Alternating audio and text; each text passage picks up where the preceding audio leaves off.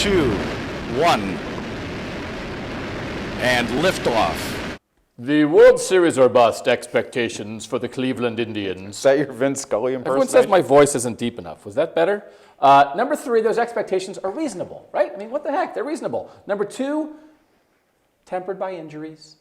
Oh, God. Tempered by injuries. Number 1, unnecessary because this core is going to be around. So you don't have to be, World Series or bust right now because this is not the end. Now, my good friend Zach Meisel, my co-host on Takes by the Lake, our cleveland.com podcast that everybody listens to, has given the Washington Nationals as an example of you think you have a core, you think you have time, and all of a sudden, poof, it's gone before you know it. So that's a valid point as well, but it's not World Series or bust this year. Well, I'll start by saying it's fair because of their talent.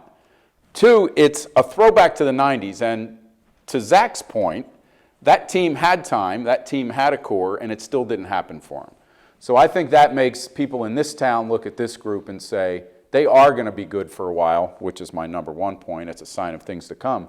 But this is, we really need to cash in this time because this is going to be, I think, a 2 or 3 or 4 year span where they're in and out of the ALCS and possibly in the World Series more than once. They have to cash it this time. The idea that they were so close last year, does that help this season, hurt this season, or have no effect? I think it helps. I really do. I think because that was the first year that they got there, and they got there under some real duress.